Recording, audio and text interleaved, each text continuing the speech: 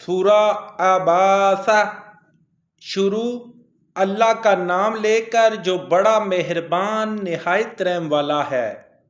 محمد مصطفیٰ صلی اللہ علیہ وآلہ وسلم ترش روح ہوئے اور منہ پھیر بیٹھے کہ ان کے پاس ایک نابینا آیا، اور تم کو کیا خبر؟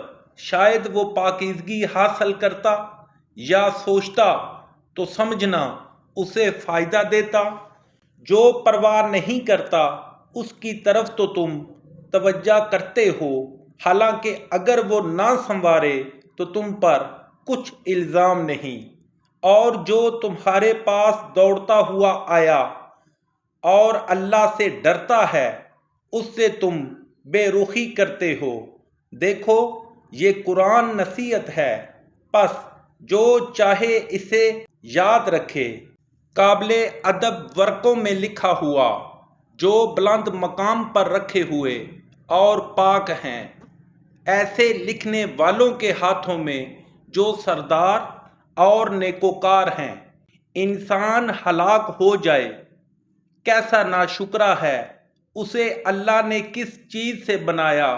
نطفے سے بنایا، پھر اس کا اندازہ مقرر کیا، پھر اس کے لیے رستہ آسان کر دیا، پھر اس کو موت دی، پھر قبر میں دفن کرایا، پھر جب چاہے گا اسے اٹھا کھڑا کرے گا۔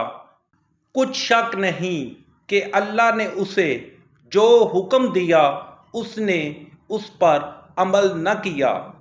تو انسان کو چاہیے کہ اپنے کھانے کی طرف نظر کرے۔ بے شک ہم ہی نے پانی برسایا، پھر ہم ہی نے زمین کو چیرا پھاڑا، پھر ہم ہی نے اس میں اناج اگایا اور انگور اور ترکاری اور زیتون اور کھجوریں اور گھنے گھنے باغ اور میوے اور چارہ، یہ سب کچھ تمہارے اور تمہارے چارپاہوں کے لیے بنایا۔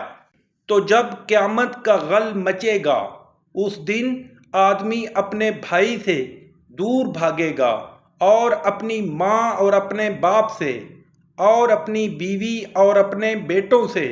ہر شخص اس روز ایک فکر میں ہوگا جو اسے مصروفیت کے لیے پس کرے گا، اور کتنے منہ اس روز چمک رہے ہوں گے۔ خنداں و شاداں یہ مومنان نیکوکار ہیں، اور کتنے منہ ہوں گے جن پر گرد پڑ رہی ہوگی اور سیاہی چڑھ رہی ہوگی۔ یہ کفار بد کردار ہیں۔